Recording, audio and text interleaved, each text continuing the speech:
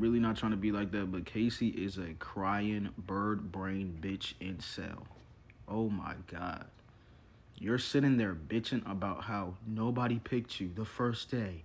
And that now that you in Casa Amor, bitches was flocking. Stupid bitch. That's what Casa Amor's war. They want to get picked so they can get in the fucking villa and win some 100,000. Stupid nigga. Fuck is you talking about? Nobody fucking stood on your fucking thing because you talking about some fuck ass plants. Trying to be all different and mysterious. Nobody gave a fuck though. Because you're not being yourself off rip, nigga. You wasn't being yourself. You wasn't being authentic off rip. You trying to think, oh, what would the bitches like? Whole time they not feeling you, nigga. You weird ass nigga. They could probably smell the incel. They could smell it. One of the reasons, like the main reasons why dating has become so hard in today's society is because of communication. Like, motherfuckers just don't know how to communicate. Like, if you're not feeling somebody, tell them. Like, literally, it's that simple. If you like somebody yesterday and you don't like them today, tell them.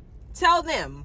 Literally, if you're talking to somebody else, tell that person that you're talking to, because you might be the only one on their roster. You might be the only one that they sleeping with, and you got feelings for somebody else. You sleeping with somebody else. You giving your time and attention and effort and communication to somebody else. And now they over here feeling like you giving them mixed signals and they going crazy, not knowing what the fuck is going on, when all you have to do is just communicate and let them know, like, look, baby, you ain't the only one on my roster right now. I'm actually, I'm kind of dibbling dabbling right now, testing the waters right now. Let them know that it's not that hard. And that's where maturity comes into, because a lot of motherfuckers, they be thinking that they mature, and they be thinking like, that they know how to navigate through relationships and stuff like that, but they don't know how to navigate through communication. That's basic communication, and that's a lack of maturity. Y'all need to start communicating with people, and that's why motherfuckers be going. We have to get down to business.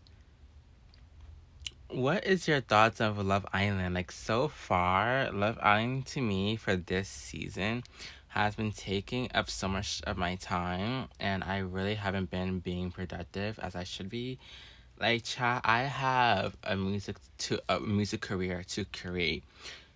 I have a business, my fashion business, House of Jeremiah in New York, to run and get paperwork in order. I have content that needs to be put out. I need to go ahead and sketch my new designs, and create new music, and hone in my tone and my voice. What do you mean I'm stuck watching Love Island? Girl, let's get into it.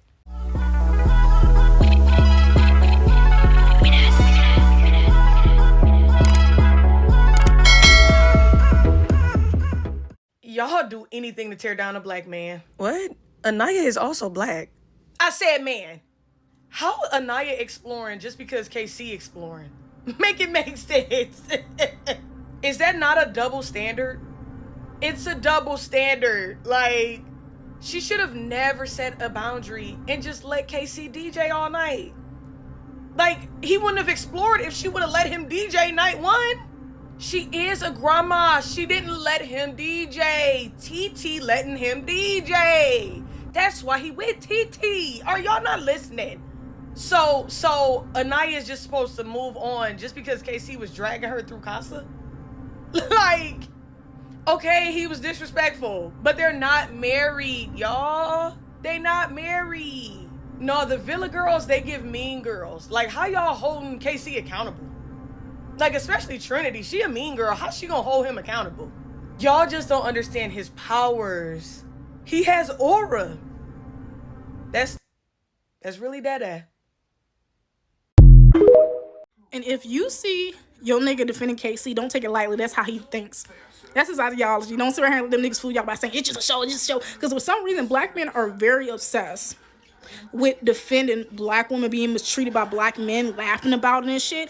But then wanted to say it's colorism and you guys just love the white man when these women choose the non-black man, or look like they're choosing non-black men who treat them better. I don't understand that. That makes no fucking sense. Like, y'all think these women, you want these women to stay with these type of men who y'all cheer on for abandoning these women and picking somebody else. So they won't choose a fucking Asian white man. Is crazy. Like, literally the whole time I'm looking at this show, because at first I wasn't looking at it and I went back and look at it. I'm like, the whole time Casey acting like a bitch. He's acting very weird. Red flags, giving red flags, same red flags you niggas told women to avoid. Those are the same red flags y'all getting mad that Aniya is not falling for it fast enough. right? She's not giving up box easily. Oh, I'm still mad because you guys didn't choose me for day one, so this excuse my actions. This nigga doing all type of shit. Y'all sit right here and defend it, and then got mad because she explored a waging man. Now she a colorist. She a race trader. Woo niggas was mad because bitches was saying like, oh yeah, Carl was sophisticated and he's classy and this and that, this and that. And this dude was like, well, what the fuck is KC if he's classy? Ghetto and freaked out. That's what y'all, that's the behavior y'all was defending. Y'all was defending that. What are you talking about? You thought he was gonna earn the classy title after the shit, the way he been acting? That makes no sense. And then it was mad calling her colorist, still chose KC ass. He chose TT. Now it's, oh, well, that what she get. That what she get. Mind you, they can't fucking hear us. They don't have the internet on that island. Right? They can't really hear us. They don't have access to their phones. He was gonna choose TT ass regardless. Y'all wanted this bitch to say the Lord to this nigga, and he would have chose TT. They would have still defend his ass. Then on top of that, they rooting for TT for being a bird. You see how easy they root for birds when they falling for the okie doke? You see how quickly they love birds when they falling for the okie doke? But when these bitches come out and start saying, yeah, this nigga fucked up. This nigga ain't shit. Well, you showed us all the red flags. You showed us all the red flags. He called you easy because you gave up pussy. You gave up pussy. And I'm Tete. Now niggas defending this bitch for being masculine. Oh, she defended her, man. They love masculine bitches all of a sudden. I'm Tete. They love masculine bitches all of a sudden. She defended her, man. These niggas love bird ass bitches. They love them. They just sit right here and don't excuse them being harmed by saying y'all should have seen the red flags. That's how them niggas think. That's how they think. That's how they move. They rather y'all get played by a nigga than end up with a non-black man that treats y'all better. That shit's crazy. It's crazy. And especially too, I also want to make this video is low key like, now it's just coming out late, but it should have been out a long time ago. Cause I just want to talk about like the some people say it was like a battle, and like a battle or like a back and forth war between Aniya fans, Can't See fans, when there really wasn't really much of a battle to be had in the first place. That whole thing, the whole debacle, different things between clam salmon everywhere.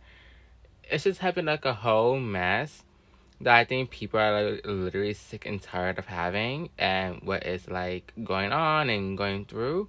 So I think with that being said, I do want to put like inputs of Can't See, Aniya, all that stuff into like one cohesive video and one thought so you guys get the gist of it. And I'm gonna just disappear off your screens for a little bit and let you just sit back and watch other people's perspectives and other people's thoughts, ideas about this whole situation that we have going on here. I don't get these KC defenders. Like, after last night's episode, everybody should get where the fuck Aniya is coming from, where the fuck America is coming from. It was always about the principal. Nobody was ever mad that he brought Tafiti back. Nobody cared. He could have brought back Moana and Hey Hey too. Nobody would have gave a fuck if he spoke respectfully. And Sincere had no room to talk, like no room at all, but I still think that they mixed those clips up. Like, Sincere went first and then KC went after Sincere because Melanie makeup was messed up for KC's and not for Sincere's. So I know they have to switch that up. But that's neither here nor there. Y'all steady trying to make a point that Aniya talking to Carl is the same thing as KC doing whatever he did in Casa. And that means that y'all still stuck on the same shit. I said Aniya was manipulating KC and it got me all worked up and I set up my camera and I said some shit to y'all and then I realized I've made this fucking video already. I'm gonna say this because I don't really want to hurt anybody's feelings. A lot of y'all's parents didn't let y'all cry growing up, so y'all think that crying is manipulation. And I honestly found it inappropriate to make a snarky video about Love Island without addressing this, and addressing this is hard. The reason that so many women have to Google why does my boyfriend get angry when I cry is because folks have not been taught that if you are sad and you are crying, that is not to get a response out of the person you're crying to. It is because you are sad. So many people who are not allowed to cry do not understand why other people are crying. So here's the definitions of manipulate that apply to us right now, right? Like to control or play upon artful, unfair, or insidious means, especially to one's own advantage. To change by artful or unfair means as to serve one's purpose. We're going to talk about Alandria for a second, but I promise I'm going to land this plane. Alandria is someone who does not cry even when everyone else is crying. And that most likely is because not her parents. I can't necessarily speak to her parents, but the world has told black women, particularly dark-skinned black women, your tears don't mean shit. Wow. So save them. We don't give a fuck if you're crying, so save them. That teaches someone to be hyper in control of whether or not they would cry. And then we have men who are taught that crying as an instinct is something they should not do. They are then learning to suppress that instinct. So when they see women crying, they think, I can just not cry. Why can't you? You must be trying to manipulate me. So Aniya, who grew up wealthy, who was not socialized in the same ways that Orlandria was, despite the fact that this like lack of feeling bad for dark-skinned black women is happening, that's why America is reacting the way that they're reacting. In her personal upbringing, she was not raised that you're crying to get something out of somebody, the world is against you. She cries when she's sad. And to be quite frank, she's only cried twice. So y'all are killing me with this case. When you watch shows like Love Island, you tend to realize how they mirror life almost to a T, and sometimes almost too perfectly. How they mirror your life and how they do it is in like a freaky way. It's in a freaky level. You just don't see it, just don't understand it. I think that's the scariest part of the matter when it comes to it. And then when it comes to like wanting to break it down, you're kind of sitting there like, oh, this is my life. That this actually mirrors me or mirrors everything that I'm doing. Let me get myself into check. But if you want to split that reality TV show, that split realities, put a line in the middle, and then go into the actual reality world, the realization world, and you realize, oh, my life mirrors this, but it transfers and it transmutes itself in a different direction, in a different way, and you tend to realize that my life doesn't really like play out like that as it's playing.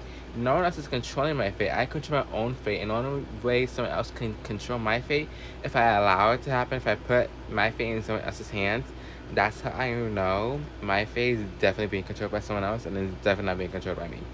No. That's, I would say, the difference really is, and that's where it really comes into play. And as having an ego as a man, that really hit him. And now that we look through the Aniya situation at the end, we see Melanie picking her up when she had her meltdown. The next day. See all the girls grouping together, picking each other up. As a man on a day-to-day basis, we don't do that for each other. 6.5 hours later. We take that on the chin. So we took that on the chin for, what, 8 episodes? It kept going on? 3 days later. That really got to him. And it really brought him down. So that built up, and as a man, you hide that. Tomorrow. You hide that, you keep it, and you put it away for another time. So when the time came, after him, night after night, episode after episode, reassuring Aniya, telling her that she's beautiful, that he wants to put everything into this connection that he wasn't anticipating being in. So much later that the old narrator got tired of waiting, and they had to hire